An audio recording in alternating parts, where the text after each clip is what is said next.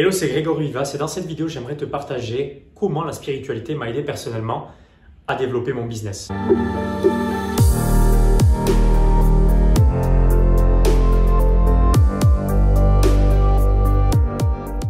Donc de manière générale, il y aurait deux catégories de personnes.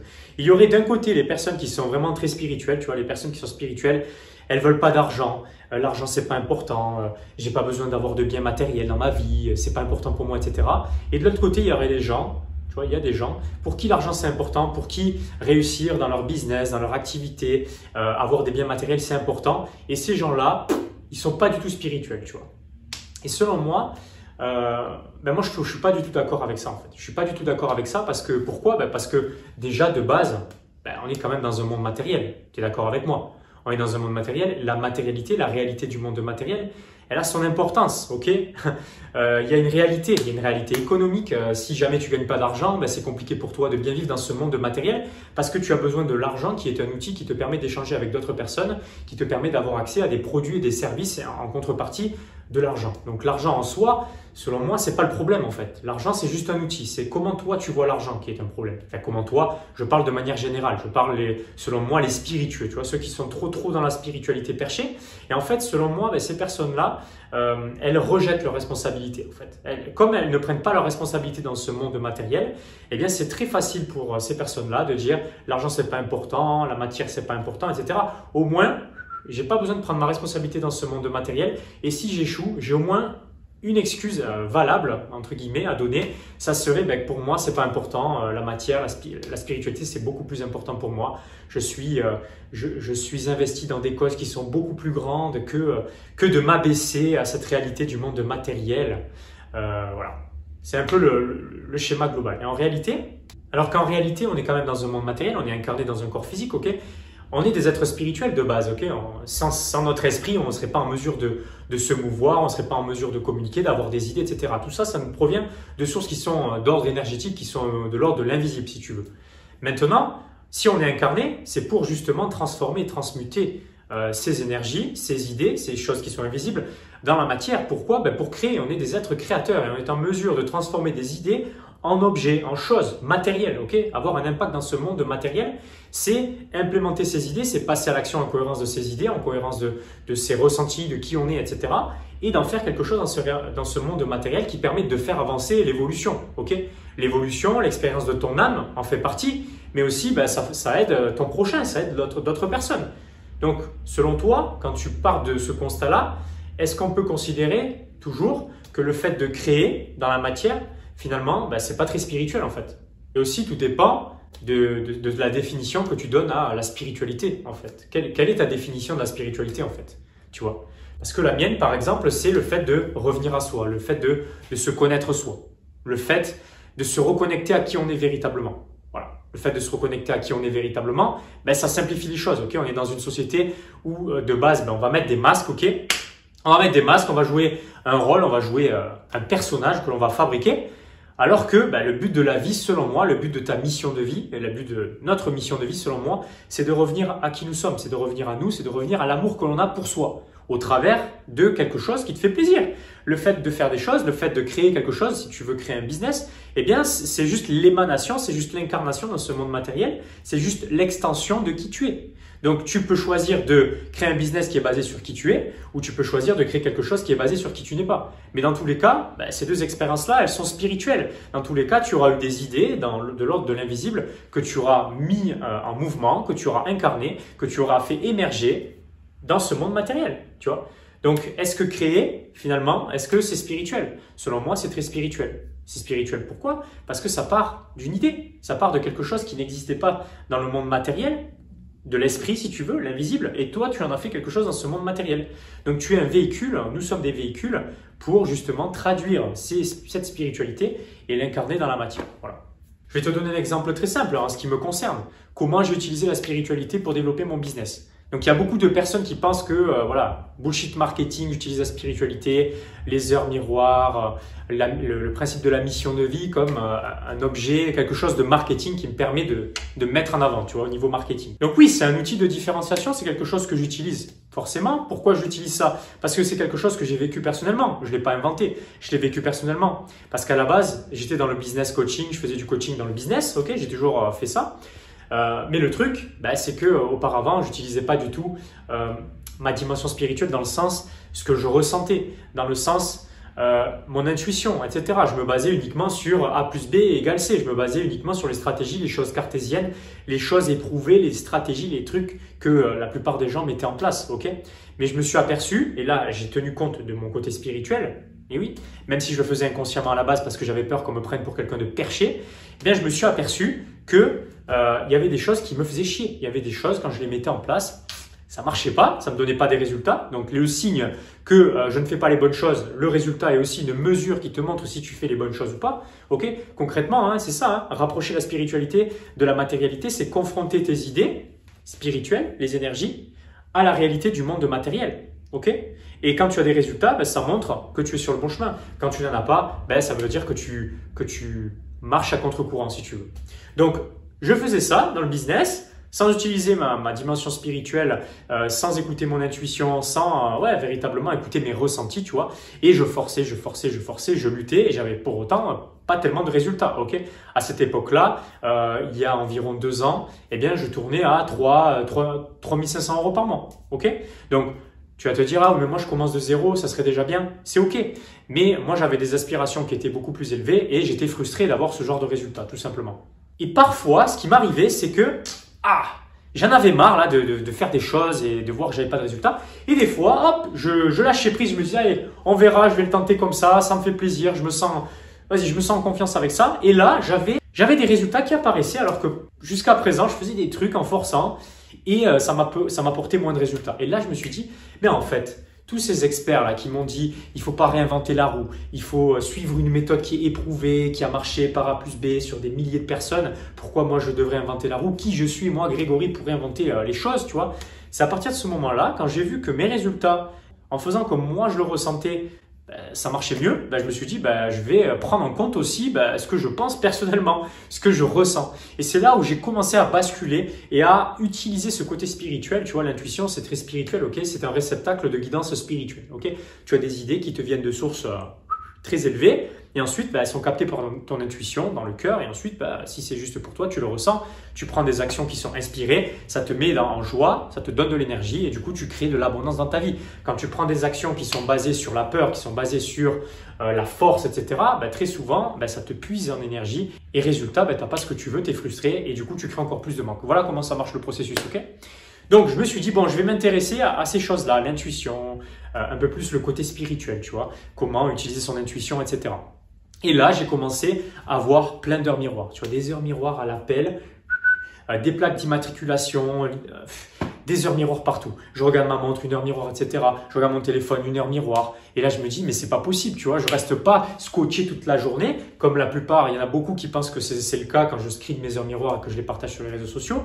Donc là, je le fais de moins en moins parce que voilà. Mais du coup, voilà, ça me vient, ça me parvient. Je me dis, mais qu'est-ce que c'est ça? Ça éveille mon intérêt, en fait, tu vois. Il y a quelque chose qui revient très souvent. Ça attise ta curiosité. Tu te demandes comment ça se fait, d'où ça sort, tu vois. Tu cherches des explications, en fait. C'est ça. Tu cherches le comment. Le comment ça se fait que ça se produit, tu vois. Et là, je commence à tomber sur certaines ressources sur Internet, des vidéos, etc., qui m'expliquent ce que ça peut signifier. Donc là, c'est pareil, les heures miroirs. Donc j'ai fait une playlist sur les heures miroirs d'ailleurs. Les heures miroirs, évite d'aller regarder tous les sites, les blogs et les vidéos parce que tu vas trouver tout et son contraire. Et du coup, ça va t'éloigner encore plus de ta vérité. Et en fait, j'ai découvert, en avançant bien évidemment, parce qu'auparavant, au début, je buvais les paroles, ce qui était dit dans les vidéos, ce qui était écrit dans les articles.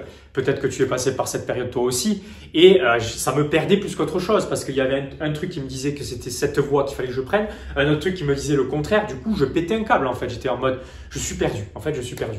Et c'est là que, en avançant, je découvre une personne qui m'a accompagné dans ma mission de vie. Donc, c'est Nathalie. Et elle parlait de la mission de vie avec le tarot de Marseille, etc. Tu vois. Donc aujourd'hui, ça fait partie intégrante de ma façon de procéder dans mon business. Ça aussi, c'est un outil que j'ai, un outil spirituel, tu vois, qui est incarné dans ce monde matériel. Ok, c'est des symboliques, ok, c'est des cartes en soi, c'est matériel, tu vas te dire. Mais chaque arcane a son énergie, chaque arcane a sa symbolique. Et du coup, quand j'ai travaillé avec Nathalie, j'ai compris le lien qu'il y avait entre ces dimensions, ces symboliques, cette spiritualité et comment l'implémenter dans la réalité du monde matériel et comment l'implémenter dans son business, en fait, tout simplement. Du coup, quand j'ai découvert ma mission de vie grâce à cela, quand j'ai découvert l'impact que ça pouvait avoir pour moi et pour mes clients, parce que quand j'ai découvert ça, de suite, je me suis dit, bon, comment l'implémenter dans mes coachings, tu vois, j'avais des clients, etc., dans le business, créer leur business, etc. Et je me disais, mais ça, c'est super pertinent pour les aider encore plus en profondeur. Mais au début, qu'est-ce qui se passait? C'est que j'étais timide, en fait. J'étais timide et j'osais pas le montrer. J'osais pas le montrer. J'avais peur qu'on me prenne pour un perché. J'avais peur d'être critiqué, d'être jugé. Tu vois, un peu comme à l'époque quand les sorcières, elles étaient brûlées sur le bûcher, même si aujourd'hui, c'est plus le cas. J'avais peur de me montrer dans ma vérité. J'avais peur de montrer que j'avais cette corde à mon arc et qui était reliée à ce que je devais incarner dans cette vie. Tu vois. J'utilisais un sous-marin, je faisais du tarot de Marseille avec mes clients pour débloquer certaines choses émotionnellement et aussi au niveau du business dans la mise en application de certaines méthodes qui étaient alignées avec mes clients. Et du coup, je le faisais en sous-marin, je leur disais pas et souvent, je leur donnais des conseils en cohérence avec ce qu'ils vivaient, les résultats qu'ils avaient. Et c'était super pertinent et ils se demandaient comment tu sais ces choses-là, voilà. Et du coup, petit à petit, je me suis ouvert à l'exprimer de plus en plus. Donc, j'ai commencé à l'exprimer avec mes clients en coaching, tu vois, en mode intimiste, en mode privé. Et j'ai réalisé que mes clients, ils me prenaient pas pour un perché. Ils me prenaient au sérieux et même c'est quelque chose dont ils me remerciaient de leur avoir dit. Du coup, j'ai pris confiance dans cela. J'ai pris confiance parce que aussi ça a procuré des résultats à mes clients, hein, forcément. Ça m'a procuré des résultats à moi aussi parce qu'à l'époque où j'étais vraiment dans le cartésien, dans la stratégie, je tournais autour de 3000, 3500 euros par mois. Et ensuite, très rapidement, j'ai passé la barre des 10 000 euros, tu vois. Donc peut-être que tu n'as pas l'impression que c'est un truc de dingue, etc. Mais pour moi, à l'époque, c'était quelque chose. Peut-être que tu te dis, ouais, c'est génial. Bon, bref, peu importe là où tu en es aujourd'hui, c'est pas le plus important. Le message de cette vidéo, c'est que au début, j'osais pas l'exprimer cette spiritualité, je me cachais. Et en fait, plus je l'ai mise en avant et plus ça m'a permis de me montrer tel que j'étais, tel que je suis, dans ma vulnérabilité aussi. Ça m'a demandé du courage de le faire. Et aujourd'hui, ce courage-là, en fait, il me revient de manière positive parce que les personnes me reconnaissent grâce à ça et parce que ça fait partie intégrante de ma vie, tu vois. C'est pas uniquement des termes spiritueux, du bullshit, tarot de Marseille, etc. Ça a vraiment un impact concret quand tu utilises ta spiritualité, tes ressentis émotionnels, quand tu sais transformer tes émotions. Parce que oui, tu as des émotions, tu es un être avec des émotions, ok, mais c'est un GPS qui te permet de te guider dans ce monde et dans ton business aussi, qui te permet de focaliser, qui te permet de te rendre compte de ce que tu ne veux plus et qui te permet de focaliser sur ce que tu veux. Donc quand tu sais gérer tes émotions, quand tu sais utiliser ta spiritualité à ton avantage, c'est quelque chose qui te permet d'aller beaucoup plus vite et qui te permet de le faire dans une fluidité qui est différente que quand tu es purement dans le mental, purement dans la réflexion, purement dans le concept, la conceptualisation mentale en fait qui est reliée à la peur le plus souvent. Et en fait, pour moi, se connecter à sa spiritualité, parce que chacun a la sienne finalement, parce qu'elle est reliée à qui on est véritablement, c'est l'opportunité de lâcher le comment, les stratégies. Donc forcément, il y a des méthodes à mettre en place pour pouvoir être organisé, pour pouvoir créer un business qui repose sur une structure qui est stable. Ok, je dis pas que ça part dans tous les sens, tu vois, mais trouver la bonne méthode, la bonne façon de faire pour soi, parce que très souvent on veut se calquer sur la méthode des autres et en fait ça marche pas et on essaye de rentrer dans un costume qui est beaucoup trop étroit par rapport à qui on est et le fait de lâcher le comment, ça te permet de te connecter à un champ des possibles en fait. Et c'est ça selon moi la spiritualité et comment ça peut t'aider dans ton business. Ça peut t'aider à faire des choses que la plupart des gens ils ne feront pas parce qu'ils ont peur d'être jugés et parce qu'ils ont peur, par culpabilité, par peur de ne pas être aimé, par peur d'être rejeté, en cohérence avec leurs blessures aussi, forcément. Donc connecte-toi à ta spiritualité, c'est le conseil que j'ai envie de te donner dans cette vidéo. Si tu es un entrepreneur qui a cette dimension spirituelle et qu'aujourd'hui tu ne l'exploites pas, ça ne veut pas dire que tu vas faire un business qui est perché, tu vois. Donc tu vas parler des anges, de l'univers à tire-larigot, tu vois. Ça veut dire concrètement quel est le sens que tu donnes à ton business par rapport à qui tu es et comment tu peux incarner ça par rapport à ta vision, par rapport à ce que tu veux dans ta vie et comment ça peut nourrir ton intériorité en fait. C'est ça en fait, utiliser ta spiritualité pour matérialiser afin aussi de nourrir ton intériorité, nourrir ton âme en fait, nourrir ton esprit, tu vois. Tous les gens, ils le ressentent. Tu es magnétique grâce à ça. Les gens le ressentent que quand tu parles avec ton cœur. Tu parles depuis un espace qui est relié à qui tu es véritablement. Du coup, tu es magnétique et tu attires les bonnes personnes vers toi. Ça, c'est aussi un avantage d'utiliser sa spiritualité au lieu de forcer, de vouloir à tout prix convaincre, manipuler, etc. C'est vraiment le fait de parler, d'exprimer à partir d'un espace qui est relié à qui tu es. Et du coup, ça donne du sens à ta vie, à ta mission de vie. Quand tu es dans ta mission de vie, tu sais pourquoi tu te lèves le matin, tu connais le sens de tout ça en fait. Tu connais le sens de tout ce que tu es en train de créer, le sens pour toi et le sens pour les autres. Parce que forcément, si tu n'es pas en mesure de le partager, ça ne sert à rien en fait. Ça ne va pas fonctionner parce qu'il y a aussi un échange qui doit s'opérer avec d'autres personnes. Mais quand tu connectes à ta spiritualité, tu as cette faculté de connecter avec le cœur des gens. Et forcément, c'est positif pour le business parce que quand tu veux vendre dans le business, tu communiques de cœur à cœur forcément. Donc si les gens ils sont connectés à qui tu es, qui sont connectés depuis leur espace de spiritualité, forcément tu vas pouvoir avoir plus de résultats dans la fluidité dans ton business. Voilà, selon moi, ton business qui va générer de l'argent forcément dans ce monde matériel, c'est juste un moyen d'expression de ta spiritualité finalement. C'est juste le moyen d'expression de ta mission de vie. Et en étant dans ta mission de vie, tu vas te sentir léger tous les jours. En fait. Tu vas te sentir léger, ça va te donner de l'énergie. Parce que quand tu rajoutes du sens, donc de la spiritualité à ce que tu fais, forcément, tu comprends pourquoi tu avances tous les jours. Tu comprends pourquoi tu dépasses les challenges. Parce qu'il va y en avoir des challenges. Il va y avoir des challenges, ok? Quand tu veux plus de positif, tu dois être en mesure aussi de supporter la charge de négatif, ok? Quand tu regardes, si jamais tu as l'occasion de tomber sur mes publicités, eh bien, tu regardes les commentaires. C'est pas que du joli, tu vois. Il y a même beaucoup de pas joli, ok? Et c'est ok parce que je sais que ça fait partie du deal, ça fait partie du processus et que quand il y a du négatif, c'est qu'il y a aussi du positif. S'il n'y avait pas de négatif, ça voudrait dire que je parlerais à personne. Et ça aussi, c'est pareil. Les haters, etc. Quand tu connais ta mission de vie, quand tu es connecté au sens que tu apportes dans ton business par rapport à ce que tu fais, etc. Forcément, les haters, tu les laisses de côté en fait, ils n'existent pas en fait. Ils sont là pour t'apporter même de la visibilité parce que quand ils commentent sur les réseaux sociaux, il faut monter ton post par exemple, tu vois, tu peux le voir de manière positive. Donc voilà, ça rajoute du sens à ce que tu fais. Quand tu sors de sessions de coaching, par exemple en ce qui me concerne, quand je fais mes sessions de coaching, parfois avant la session, je me sens un peu mou, etc. Dès que je connecte avec mes clients et dès que j'ai fini ma session, je suis revigoré en fait, ça m'a redonné de l'énergie. Donc ça, c'est des choses, des ressentis qui valident que tu as la bonne place, qui valident que ce que tu es en train de mettre en place, c'est aligné avec qui tu es. Ça donne du sens à ta vie, ça donne du sens aussi à celle des autres. Et c'est pareil, selon moi, ta responsabilité, c'est d'avoir un business spirituel qui prospère, ok? Sans argent, qu'est-ce que tu veux faire dans ce monde matériel? Comment veux-tu aider les gens qui sont dans le besoin, ok?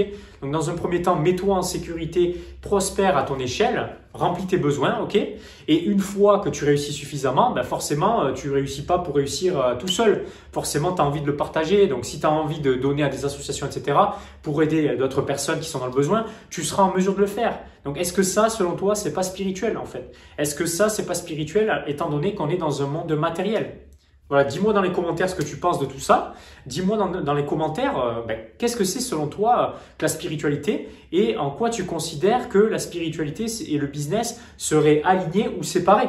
En fait, donne-moi ton avis dans les commentaires, ça m'intéresse. Mais pour moi, il n'y a vraiment pas plus spirituel qu'un business. Un business, ça te permet d'utiliser ton super don. Ce que j'appelle ton super don, c'est ce qu'il y a en toi, c'est ce talent qui est inné en toi. Quand tu l'exploites, c'est fluide, c'est facile et ça permet d'apporter des solutions à des personnes qui sont dans le besoin. Donc, utiliser ton super don au travers de ton business, faire en sorte que ton business repose sur ton super don, c'est lui donner du sens à ce super don au travers d'un business, tu vois. Donc, selon moi, quand on essaie de rejeter notre responsabilité dans un monde matériel en se servant de la spiritualité, de l'argument spiritualité, tu vois. Ah, moi je suis spirituel, donc l'argent c'est pas bon, je m'en fiche de l'argent, la matérialité c'est pas important pour moi. Pour moi, ça j'allais dire behavior, c'est un comportement qui n'est pas spirituel du tout. Donc mets au clair tout ça, identifie ton super don, ta mission de vie, etc. Donc si tu veux y avoir accès, il y a un livre que j'ai écrit à ce sujet qui va te permettre de commencer à identifier quels sont les blocages qui t'empêchent d'être dans ta mission de vie, ton super don, ta mission de vie aussi, commencer à découvrir quelle est cette mission de vie. Donc c'est dans les liens de la description de la vidéo. Et voilà, je terminerai par le fait que on a besoin d'énergétique, ok, on a besoin de l'énergétique dans ce monde matériel parce qu'on est une âme en fait qui est incarnée dans un monde matériel. Donc cette âme, elle a besoin de se nourrir d'énergie. On a besoin de ces dimensions énergétiques. Cette dimension énergétique, c'est symbolique, etc. Mais on a besoin aussi de passer à l'action et de les implémenter, de les incarner dans le monde matériel. Donc, ce que je t'invite à faire, bien c'est de montrer à quel point tu es spirituel. Sors de ta grotte, utilise ton super don et mets-le au service d'autres personnes et tu verras à quel point c'est spirituel. Tu verras à quel point c'est spirituel. Pourquoi? Parce que tu vas le ressentir en toi.